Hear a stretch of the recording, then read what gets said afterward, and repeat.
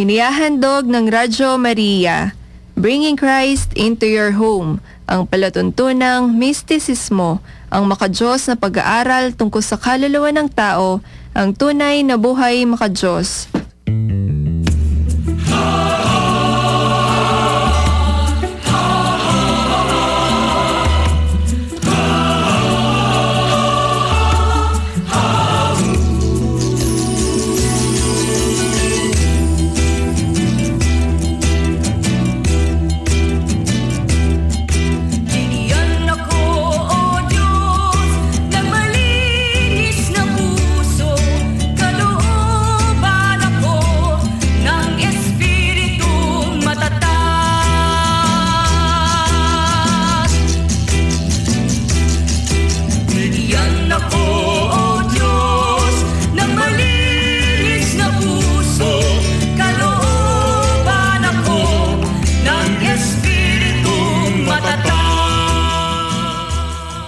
Sa mapayapang pakikinig po sa inyong lahat, mga minamahal naming mga taga-subaybay ng Radyo Maria, Bringing Christ into Your Home. Sumayin niyo po lahat ng kapayapaan, Brother Ronnie Acto po. Magandang gabi pong muli sa inyong lahat. Ako po si Sister Marjorie ng San Rafael. Naway ang karunungan ng ating Panginoong ay sumayin yung lahat. Brother Jimmy po ng San Jose del Monte, Bulacan. Muli po ang pagbati ng isang mabiyayang gabi sa inyong lahat, mga minamahal naming mga taga-subaybay ng himpilan ng ating mahal na ina, ang Radyo Maria, Bringing Christ into Your Home. Linggo na naman po ng gabi at muli namin kayong inaanyayahan na kami ay inyong samahan sa pagtuklas at pag-aaral sa mga positibo at negatibong saluubin ng tao na sumasalamin sa sarili ng bawat isa sa ating pang-araw-araw na buhay dito sa programang Ang Mistisismo ng ating pananampalatayang Kristiyano-Katoliko, ang tunay na buhay makadiyos. Hangad po ng programa nating ito na makapagdulot sa inyong mga tagapakinig ng Radyo Maria ng mga kaunawaan tungkol sa ating lakas at kahinaan sa harap ng ating dakilang lumikha. Ngunit bago po tayo tuluyang dumako sa ating mga paksa, kayo ay aming inaanyayahan sa pag-aalay ng isang panalangin. In the name of the Father, and of the Son, and of the Holy Spirit. Amen. We thank you, Holy Mother of the Word, for the precious gift of Radyo Maria, which you've put in our hands so that it may bear fruits. Teach us each day, O handmaid of the Lord, to serve with humility and perseverance, with courage and fidelity, responding generously to your heart's desire. O Queen of Radyo Maria, help us become apostles of your love. Amen. In the name of the Father, and of the Son, and of the Holy Spirit. Amen. Maraming salamat, Sister Marjorie, sa ating pong panalangin. At muli po, ang paalala po ng ating programa na ang lahat ng mga programa ng himpilang Radyo Maria ay maaari rin po natin mapakinggan sa mga karating probinsya, sa buong Pilipinas at sa buong mundo sa pamamagitan ng audio streaming ng Radyo Maria sa www.radyomaria.ph at sa website ng World Family of Radyo Maria sa www.radyomaria.org.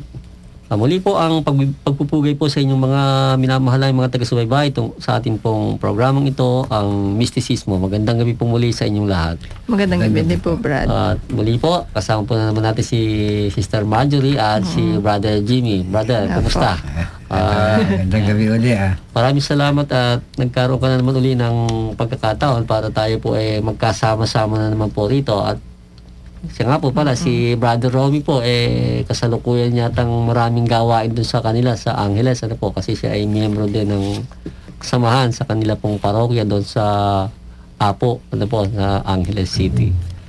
At maaaring busy rin po sila sa mga panahon na to, kaya hindi po natin nakakasama, ano po. Ganun pa man, tayo po narito, buo pa naman po ang ating pangkat, ano po, mga minamahal mga taga-subaybay, upang kayo po ay handugan at alayan ng mga paksa ng pag-aaral at pagtuklas po sa mga negatibo at positibong saloobin po natin na atin pong nararanasan sa bawat araw, ano po. At dito po nakakasama nyo kami.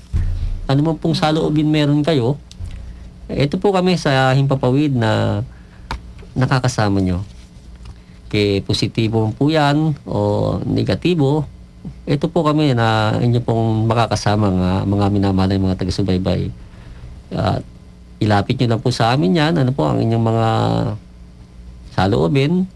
At ito naman po kami, inyong mga kapatid sa Himpapawid, ay magbibigay sa inyo ng mga pumunting mga kalinawan, ano po, tungkol po sa ating mga nararanasan, kung sakali pong ito'y negatibo, ano po. At ito'y pagbibigay naman din ng kalinawan, ng higit na kalinawan sa mga positibo rin po ninyong nararamdaman. At kaya po, halina po kayo at muli po namin kayong inaanyayahan na kami po ay samahan dito, ano po, sa atin pong pagsasagpapawid ng ating programa. Pero bago po ang lahat, ano po, bago po nating talakayin ng panibagong paksa, tayo po ay darako muna sa pagbibigay pugay sa atin pong ebanghelyo sa linggo pong ito, ano po, ng pagdiriwang ng kapistahan ng pagkabuhay ng ating Panginoong Jesucristo. At ito po ang pinakadakilang Pasko, ano, o kapaskuhan ng ating pananampalataya. Ito pong muling pagkabuhay ng ating Panginoong Jesucristo sa kasaysayan po ng ating inang simbahan. Ang pagbasa po sa banal na ebanghelyo ng ating Panginoong Hesukristo, sang-ayon kay San Juan na may kabanata 20, talata 1 hanggang 9. Wala din po sa Panginoon. Ang muling pagkabuhay. Nang unang araw ng linggo, madilim-dilim pa, si Maria Magdalena ay nagtungong maaga sa libingan at nakita niyang naalis na ang bato sa libingan. Kaya tumakbo siya kay Simon Pedro at sa iba pang alagad na mahal ni Jesus at winika sa kanila, "Kinuha ang Panginoon sa libingan at di namin nalalaman kung saan siya inilagay." Lumabas nga si Pedro at ang nasabing alagad at nagtungo sila sa libingan. Magkasabay na tumakbo ang dalawa, ngunit ang alagad ay matuling nagpauna kay Pedro at unang dumating sa libingan. At nang yumuko ay kanyang nakitang nakalapag ang mga kayong lino, ngunit hindi siya pumasok. Dumating na kasunod niya si Simon Pedro. Pumasok siya sa libingan at nakitang nakalapag ang mga kayong lino at ang panyong itinakip sa kanyang ulo, na hindi kasama ng mga kayong lino, kundi hiwalay na nakatiklop sa isang tabi. Noon ay pumasok na rin ang alagad na unang dumating sa libingan. Tumingin siya at sumampalataya, sapagkat noon ay hindi pa nila natatalastas ang kasulatan na siya ay kailangang mabuhay na mag-uli. Ito po mga kapatid, ang banal na ebanghelyo ng ating Panginoong Hesukristo. Purihin po kayo, O Kristo. Maraming salamat po, Sister Marjorie, sa atin pong pagbibigay tanaw sa ating pong ebanghelyo sa araw na ito. Ano po? At ito po ay para sa kapakanan ng ating pong mga kapatid, mananampalataya na hindi po nakadalo ng Santa Misa. At parinig man lamang po nila ang pananalita ng ating ebanghelyo sa araw na ito, sa pinakamahalagang araw na ito ng pagdiriwang po sa paggunita sa muling pagkabuhay ng ating Panginoong Jesucristo, na siyang nagbibigay ng malaking kaibahan, ano po, sa iba't ibang uri pa ng pananampalataya. Sabi nga po, ano ba kaibahan ng Katoliko sa iba't ibang mga pananampalataya o reliyon? Sa atin pong pananampalatayang Katoliko, ito po yan, ano po, ang atin pong founder namatay at muling nabuhay. Di po ba, Brother Jimmy? At sabi nga po, kumusta po kayo? Ito, okay lang, bro. Naninibago pa rin mo ba kayo? Second time nyo na, hindi na, ano po? Medyo na-relax na. So, yun nga po yung ating paksa ngayon, ano po, yung pong pagkabuhay ng ating Panginoong Jesucristo sa tinalakay po ng ating inang simbahan kanina, ano po. At pinagdiriwang po yan at nararapat nga po na sa araw na yan, hindi po natin na-miss dapat yung pagsisimba. Subalit, sabi nga po, ito pong programa natin, gano'n po kayo kabisi dahil hindi nyo nabasa, o hindi narinig, ano po, hindi kayo nakapunta, masyadong busy siguro, ano. At yan po yung ating magiging paksa, ano po, yung pagiging abala, ano po. Narinig nyo rin po kahit paano yung ating ebanghelyo kung nabinasa ng ating kapatid na si Sister Marjorie. At bago tayo dumako doon sa ating pong paksa talaga, itong pagkaabala, baliktanawan po natin ng konti yung paksa natin nakaraan, yung Brother Jimmy, yung paksa natin nakaraan. Kasimplihan. Kasimplihan po. Pwede bang bigyan mo ng konting baliktanaw yung mga natin? Tungkol sa... Yun nga po, yung kasimplihan sa mata ng Diyos, yung tinatawag natin na pagbabanal na dapat yung sacrament na dapat ginagawa natin upang yung kalooban natin sumunod dun sa kalooban ng Diyos. Yun pong hinahanap ng Diyos sa atin, maging simple tayo sa paningin niya, hindi yung kasi meron pa akong narinig na nabasa na simplicity is the perfection. Meron pa akong nakikitang ganyan na pagkakasulat, no? Ewan ko kung saan hinango nung nagsulat yung na yun, no? Sabi nga, salita ay Diyos, maaaring siguro, tama rin naman, di ba? Kasi ang lahat ng simple sa mata ng Diyos, kasi mata ng Diyos yan, perfection, perfecto, di ba? Katulad ng kanyang paglikha, di ba? Nilagay niya yung mga bituin, mga araw, lagay siya ng mga ulap, at patubo ng mga halaman, lahat ng mga naandyan, di ba? Makamandag o dambo o mabangis, maamo. Perfecto, no? Simple lang kung tingnan mo. Pero kung titingnan mo, pakakita ka ng buhaya, gagalit ka kasi mabangis yun. Pero ayun nga, yung kasimplihan ng lahat ng mga nakikita natin na ginawa ng Diyos, ay ang kasimplihan niyan makikita natin sa mata ng Diyos. Yun ang simple sa Kanya. So, yung ating tinalakay, nilagay po natin dun sa tinatawag na paksa po ng team ng ating pagdiriwang po natin yung simbahan ngayon, po yung Year of the Parish as Communion of Communities. Yan. Yung ating pong pagbibigay o pagbabalik po ng ating dangal bilang isang tao na ginawa sang-ayon sa larawan at wangis ng Diyos. Pero sabi nga po, paano po nating maibabalik yung dangal nating nawala? Na makukuha lamang po natin sa sacramental life kung masyado naman tayong busy. Sa material life, no? Brother Jimmy? Ano ba yung pagka-busy ka? Loaded, no? Sabi gano'n. Full of activity or work. Maraming nakukulong ka o nadadaganan ka ng mga obligation. Occupied. No? Okupado yung oras mo. Yung mga taong walang ginawa kundi magsugal, bakit busy pa rin sila sa preso? O, doon sila busy. May kanya-kanya business. Yung iba wala lang oras, pero sila. Ang busy nga po, business. Yung iba sasabihin, wala akong oras, busy ko Pero yung mga yon, tataka ko, buti pa kayo, may mga walang business sila. Yun yung business. Ibang lang, kaya naibang na. Kaya nga, tatalakayin po natin itong paksa natin mga minamahalay, mga taga-subaybay. Diyan lang po kayo at kung pabalik po tayo, bigyan po muna natin ng paalala ng ating impilan.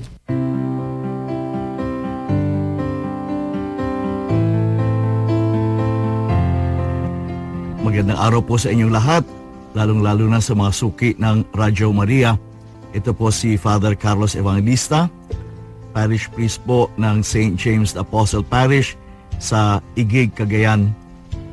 Doon niyo po makikita ang life-size Stations of the Cross at ito rin po ay overlooking the Cagayan River. Inaanyayahan po namin kayong lahat na makinig palagi sa Radyo Maria.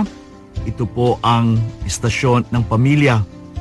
Nagbibigay po ng latest update tungkol sa mga balita, pinag-aaralan at pinagninilayan ang salita ng Diyos at nagdarasal kasama ni Maria. Ang mission po ng Radyo Maria ay to bring Christ into your home.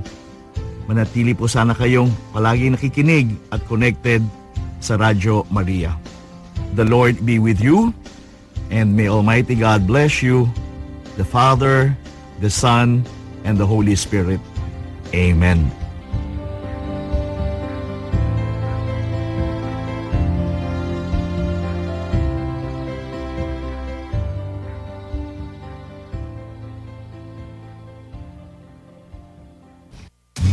Like Radio Maria Philippines on Facebook. Ibabalik po ang tunay na buhay maka-Diyos at kayo patuloy pa rin sumusubaybay sa himpilan ng ating mahal na Radyo Maria, Bring Christ into your home.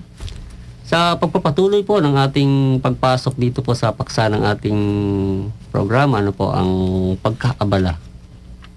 So ito isang uri ng saloobin, Brother Jimmy, kasi may gusto ka eh. Di ba? May gusto kang gawin, may gusto kang mangyari, no? Matupad, no? Matupad, no? So, kikilos ka, di ba? Kikilos ka. Sa pananaw mo, bigyan mo nga kami ng konting mga pananaw sa paligid na nakikita natin. Halos lahat naman ng tao busy, conforme sa uri ng kanyang pamumuhay. Pero mga busy sa kung ano man yung anuhan nila, busyhan nila, di ba? Busy sa pag-aaral, pag-aaral buhay. Busy sa, yung pag-aaral yun ang pinakaano doon kasi gusto nilang matupad yung wala masama. mga pangarap, di ba? Wala namang masama doon, kailangan din natin na kumain. Kaya lang dumadating yung panahon na kapag umasensyo na, di ba? Yumaman na siya. Kaya ngayon, makakasalubong niya yung kaibigan, sabi niya, pare, asinsado ka na, mayaman ka na. Nakalimutan niya na ang umasensyo sa kanya, yung kapaligiran niya lang. Yung kanyang sarili. Kasi nakalimot na siya sa Diyos eh. Diba? Naging ang Diyos pa lumalabas na nakakaabala pag niyaya mo magsimba. Busy ko ngayon, hindi ako pwede magsimba. Maraming katuwiran.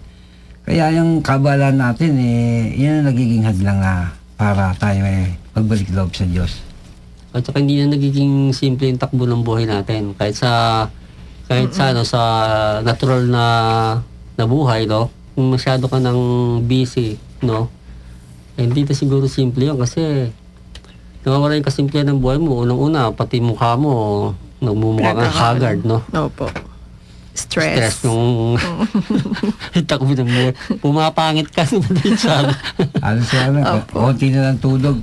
Kaya sariling kalooban. Papangit ka sa sobrang busy, Kaya, mayroong panahon nga na tayo kumbaga sa ilalagay tayo ng konting pagpapahinga, konting alalay, no? Na pinapaalalay tayo. Katulad nitong nakaraan nating linggo na atin pong dinaanan, atin pong pinagdiwang ang mahal na araw, Sana naman mga minamahal ng mga taga-subaybay, yung ilang araw na yun na lumipas. Ano ba yun? Lunes Santo hanggang Biyernes Santo o Padre de Gloria. Nakapagnilay tayo ng konti, at atin pong maiwasan yung pagmamadali. Ibig sabihin, yung pagiging busy, di ba? Pagmamadali yan eh. Di ba? Busy. Oo, kasi pag busy ka, magmamadali ka, no? Opo. Kaya itong Semana Santa, ito yung malaking bagay na tayo po pansamantalang pinagdahan-dahan muna ng Panginoon. No? Literal, merong ang spirit ng ganito, ng Holy Week. Talagang pinapalaylo yung mga yung galaw ng gusto natin, di ba? Kahit nga mga malalaking establishment, nagsasara niyan, di ba? Ganyang okasyon. At yun nga yung time na tayo po ay nakakapag-nilay at yung pagiging abala natin,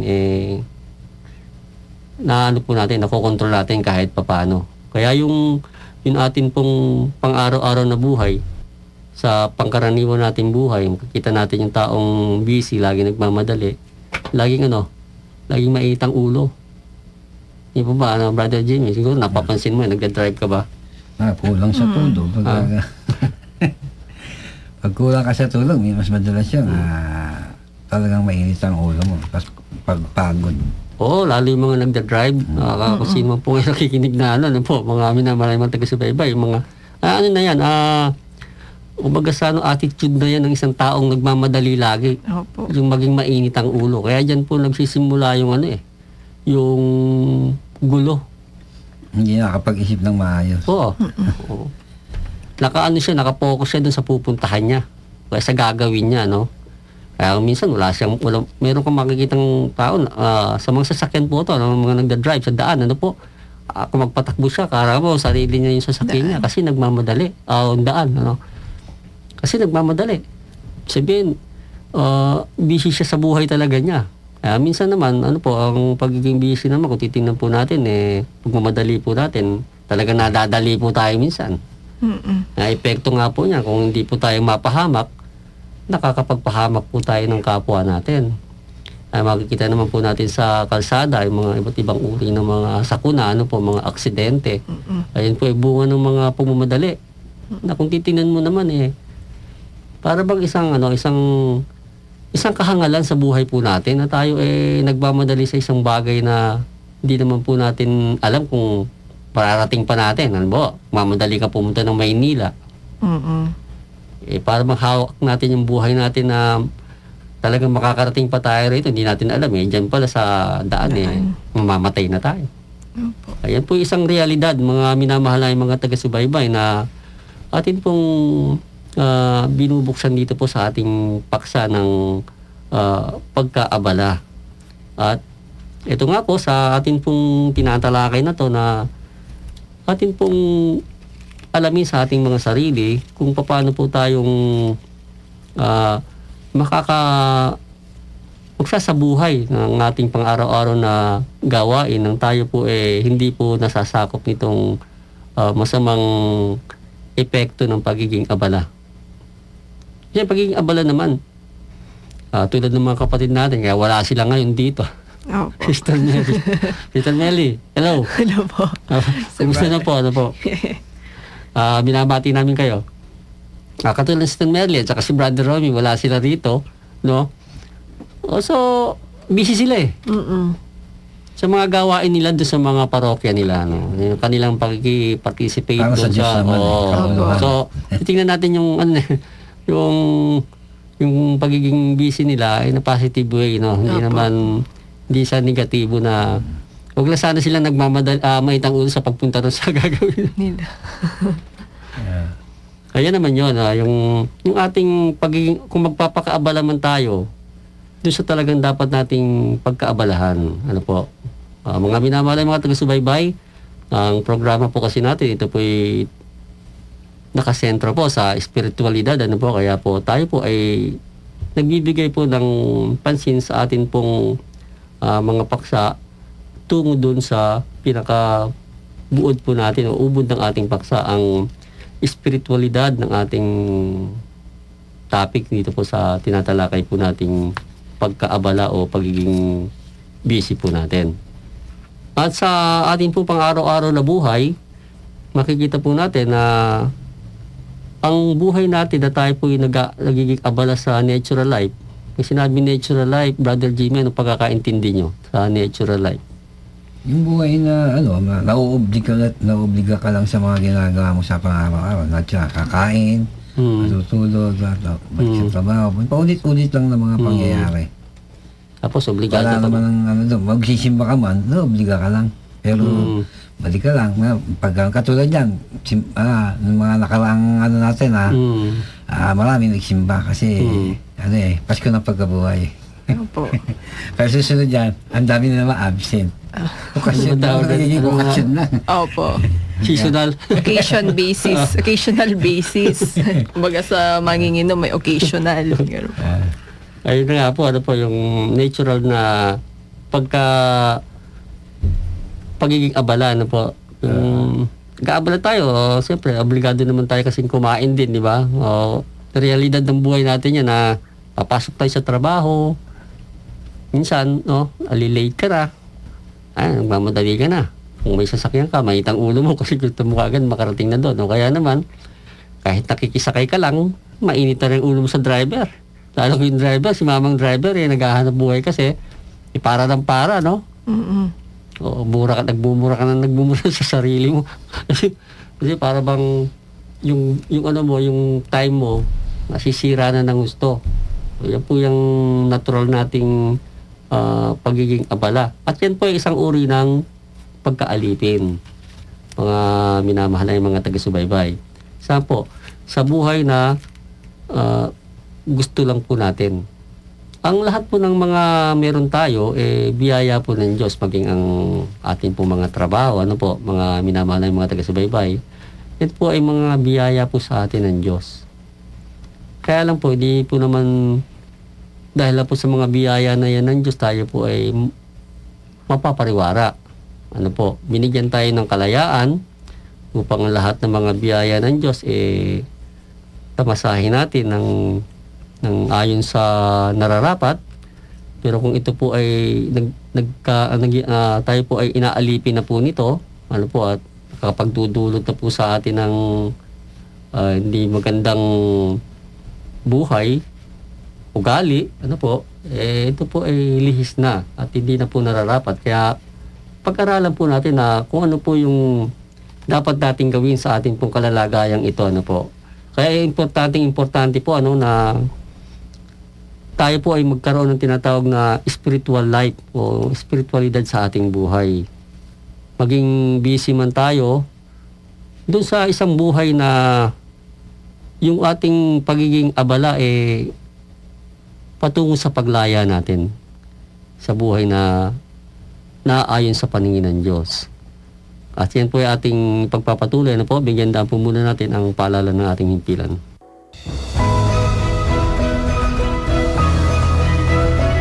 Ako po si Kuya JD, isang kabataan po ng Tugigaraw. Inaanihan ko po kayong makinig ng Radio Maria Bringing Christ into your home sa kadahilan ng mas lalong mapaparuga po ang ating pananampalataya sa ating Panginoon, na kung saan po ang bawat programa po ng Radio Maria ay isa pang malaking tulong sa atin. At patuloy niyo pong suportahan ang Radio Maria.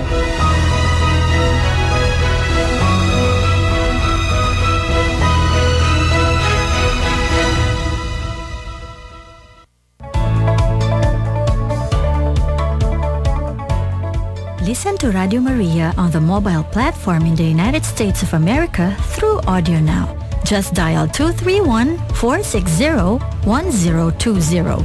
That's 231-460-1020. Bring with you Radio Maria anywhere, anytime.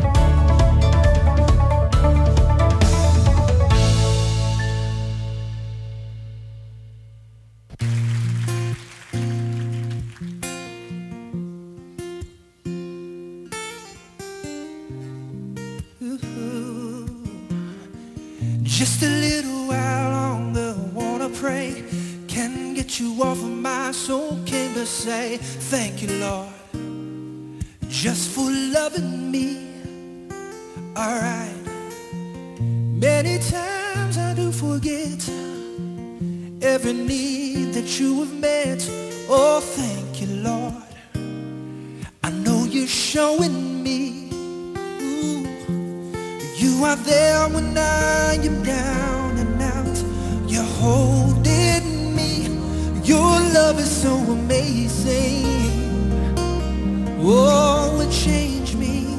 Say, so here I am with all I have. I raise my hands to worship you. I want to say thank you, Lord. Oh, thank you. Everything for who you are. You cover me, you touch my heart. I want to say thank you. I could have died in sin, but you saved me. Didn't have any hope at all. You gave me peace divine.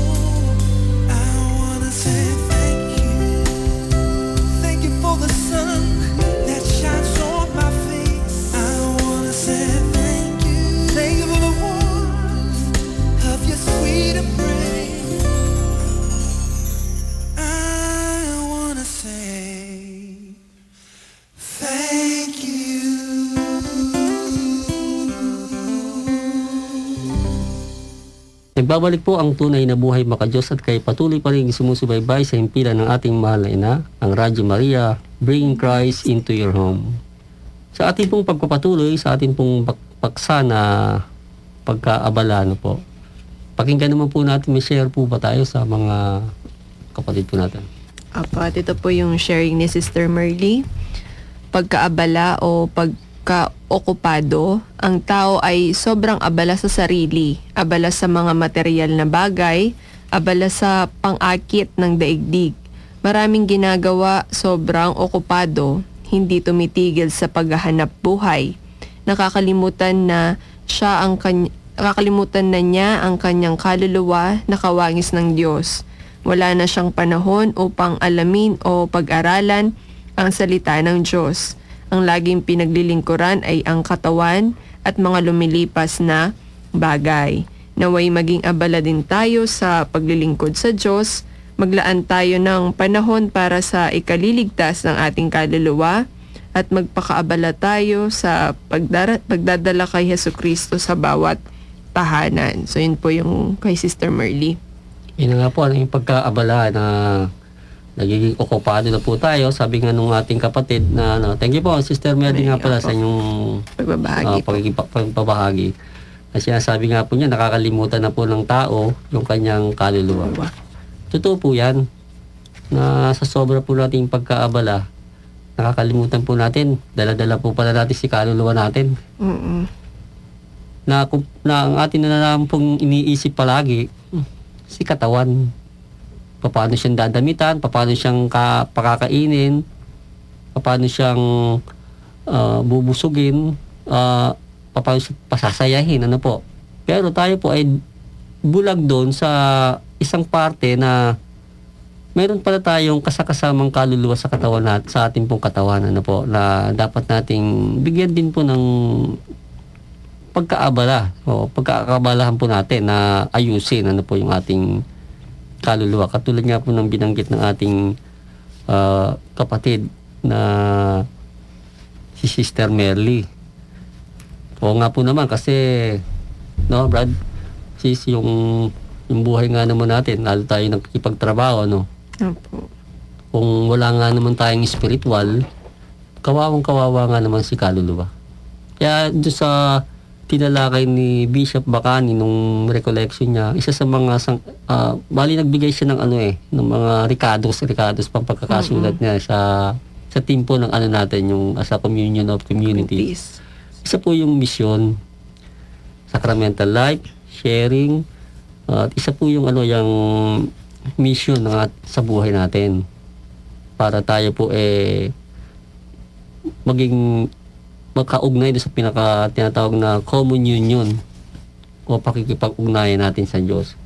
Yun na nga po kasi nakakalimutan natin, mga minamahal ay mga taga-subaybay, nakakalimutan natin na meron nga pala tayong dapat na maging kaugnayan sa Diyos. Yung kaugnayan natin, ating pakikipagkaisa sa Kanya.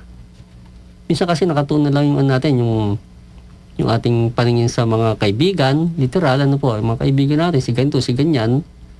O kaya naman, nakatingin lang tayo sa mga anak natin, sa mga asawa natin. Hindi pala mga asawa natin, marami, asawa natin, at sa mga kayamanan natin, sa mga tawag dito, hindi naman kayamanan, o sa mga kung ano meron na biyaya sa atin, nakatingin na lang po tayo dyan, nakakalimutan po natin yung pakikipag-ugnayan sa Diyos na dapat nating pagkaabalahan. Kaya yung tinalakay po nung nakaraan nga po ni Bishop Bacani, yung pagiging misyon, yung pagkakaroon po ng misyon natin sa buhay, unang-una na po yan yung ating kaluluwa na atin po dapat na misyonin. Ano pong misyon natin? Ipakipag-ugnay po natin to sa atin pong Panginoong Diyos. At ito po yung isang uri ng ating pong obligasyon na dapat nating una-una pagkaabalahan. Kung hindi man po natin makakuha sa debosyon, kasi yung pong debosyon o devotion, ito po ay isang malalim na pakikipag-ugnayan o pag-aalay po ng sarili po sa Diyos. Ito'y sabi nga po supernatural na natin pong pakikipag-ugnayan sa Diyos. Sa pasimula po naman, tayo ay pwede namang pumasok doon sa tinatawag na obligasyon. Obligahin po natin yung sarili natin na tayo po magbigay-pugay man lang sa Diyos sa atin pong pang-araw-araw na buhay. Na hindi lamang po puro yung mga pangkatawan ng ating iniisip at pinagkakaabalahan. Kaya kung atin pong maalala yung ebanghelyo nung nakaraan, yung nakaraang linggo, yung ang paghihirap at pagkamatay ng ating Panginoong Jesucristo, paano nangyari sa kanya mga kahirapan na yon, maiisip po natin na siya na Diyos na makapangyarihan, nagawa niya na tayong pagkaabalahan sa ganung klase ng kahirapan, Samantalang tayo, medyo natatakpan ng ating mga paningin ng mga bagay-bagay na ginawa lang. At yung gumawa, hindi na natin napapansin. Kaya nga po tingnan natin yung mga tao ngayon, mga bata, mga kabataan. Hindi naman po lahat. Sana nakatutok. Nakatutok po ang paningin sa mga ginawa ng Diyos. Ginawa ng tao. No? Kasi sasabihin nila, ang tao kasi matalino. Kaya nagiging abala sila sa katalinuhan nila. At sabi pa nga, mas meron pang narinig na mas iba rin yung panahon natin ngayon kasi sa panahon ni Jesus Christ, walang mga laptop, walang mga Pero hindi nga po yun yung batayan. Ito pong ating buhay. Kaya nga po sa karunungan ng Diyos, ipinagkaloob po sa atin na matuklasan natin ang lahat ng mga bagay-bagay na yan upang magamit po natin sa pamamaraan ng Diyos. Yung mga anuman niyang mga atin pong anuman ang narating ng tao sa atin pong kapanahunan, ito po ay isang mabisang mga kasangkapan kung atin pong gagamitin naman sa espiritualidad o sa espiritual na buhay. Sa atin, higit sa lahat po sa atin pong pagmimisyon. Magkaroon po tayo ng misyon, hindi lamang po sa ating mga sarili, kundi lalo sige sa ating pong mga sarili, at sa ating kapwa. Humingi po tayo humana po tayo nung pwede po nating gawin at pagkaabalahan sa pagtulong po sa ating kapwa. Unang-una na po yung ating pong mga sariling kaluluwa, kung lalagay po natin sa spiritual na buhay. Kaya kung ating pong babasahin meron po tayong mababasa na sa aklat po ng Lumang Tipan sa Ecclesiastes, sinasabi po niya rito na walang kabuluhan ang mga bagay sa lupa. Pinagmasdan ko ang lahat ng ginagawa sa ilalim ng araw at nakita kong ang lahat ay walang kabuluhan at paghahabol sa hangin. Ayun po yung sinasabi ng aklat ng Ecclesiastes, sa kanyang pagsusuri. Ang lahat nga naman walang kabuluhan. Hindi naman natin sinasabi mga minamahal ng mga taga-subaybay na babaliwalain na natin yung buhay natin. Kundi yung atin po meron po pagtuunan po natin ng pansin itong ating pakikipag-ugnayan sa Diyos. At yan po yung itinuturo ng ating himpilang Radyo Maria. Kaya nga po patuloy pong inihahatid ng atin pong himpilan ang ating pong Panginoong Jesucristo. Sabi nga, bringing Christ into your home. Bakit? Ano po ba ang dahilan kung bakit dapat ihatid? Upang marinig po natin ang mga pananalita ng ating Panginoong Jesucristo at ito po ay magpagalaw po sa atin na tayo magkaroon ng espiritualidad sa ating buhay. At ang ating pong pananaw sa buhay hindi lamang po pababa, kundi tayo po ay matutong tumingala at makita po natin yung lawak pa ng atin pong dapat na lakbayin sa buhay natin at dapat nating pagkaabalahan. Kaya sa atin po pang araw-araw na buhay, sa ebanghelyo nga po ng ating Panginoon, sinasabi niya, walang makapagbilingkod sa dalawang Panginoon sapagkat kapupuotan niya ang isa at iibigin ang ikalawa. O kaya'y magiging matapat sa isa at ipagwawalang bahala ang ikalawa. hindi kayo makapaglilingkod sa Diyos at sa kayamanan. Kaya sinasabi ko sa inyo, huwag kayong mabalisa ng dahil sa inyong buhay, kung ano ang inyong kakain o sa inyong katawan, kung ano ang inyong daramtin. Hindi ba ang buhay ay mahalaga pa kaysa pagkain at ang katawan kaysa damit? Yan yung sinasabi ng ating Panginoong Jesucristo. Ano po? Pero hindi naman po para tayo po hindi na magtrabaho, nakaupo na lang po tayo at nagdarasal. Hindi naman po ganun ang ibig sabihin po ng ating Panginoon doon. Ano po? Ano po meron kayo dyan sa inyong buhay ngayon, yan ay biyaya po ng Diyos. Kaya nga lang po, kinakailangan po lang nating gamitin sangayon sa pinagkaloob sa atin ng Diyos na hindi po tayo mapapawalay sa Kanya. Nagkaroon tayo ng hanap buhay, nagkaroon tayo ng trabaho, magpasalamat tayo. Biyaya po ng Diyos yan. At bilang po pasalamat, gumawa po tayo ng isang uri ng gawain, ng pagkakaabalahan na tayo po ito po ay naayon sa kalooban ng Diyos. Hindi na natin pwedeng idahilan. Wala kang pamasahe, wala kang ganito. Ano po? Kaya nga po binigyan na tayo ng trabaho ng Panginoon para tayo naman ay makapagtrabaho sa spiritual nating buhay. Bahala na po kayo kung ano pong gusto nyong gawin na tingin nyo po na ayon sa kalooban ng Diyos at sa mga kautusan ng ating Panginoong Jesucristo. Kaya tayo po ay inaanyayahan palagi ng ating pong inang simbahan, lalo po ngayon sa araw na ito, sa linggong to, ng linggo ng pagkabuhay, na sa atin pong pagkamatay, yan po sa mga pagkakaabala po natin sa mga bagay-bagay na yan, na isang paghahabol lamang sa hangin, sabing ganun, yung aklat ng Ecclesiastes. Tayo po kasabay ng ating Panginoong Jesucristo sa diwa po ng ating pong pagdiriwang ng liturhiya ng ating inang simbahan, kasabay po tayo sanang nabuhay o mabuhay sa pagpapakaabala o sa kabalahang tayo po ay ating inaalala na tayo po ay isang taong nilalang sang-ayon sa laraw at wangis ng Diyos at nagbibigay palagi dapat ng pansin sa kanyang dakilang lumikha sa ating Panginoong Diyos. Hindi po tayo hayop lamang na gumagala, kumakain. Tayo po ay tao na dapat po nating bigyan ng pansin sa ating sarili, ang dangal na yan ng pagiging isang tao. At yan po yung sentro po ng ating pong pagtingin at pagkilala po sa ating pong buhay bilang binigyan po at pinagkalooban ng biyaya ng Diyos.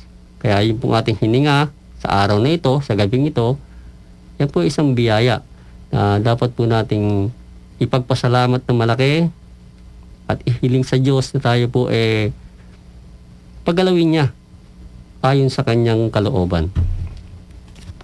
Meron pa po tayo? Apo. Pagbabahagi po ng ating brother from Bataan. Maraming kulay ang iba't ibang gawain na pinagkakaabalahan. Subalit isa lang ang pinagkaabalahan ng Panginoong Hesus noong siya ay nasa daigdig pa.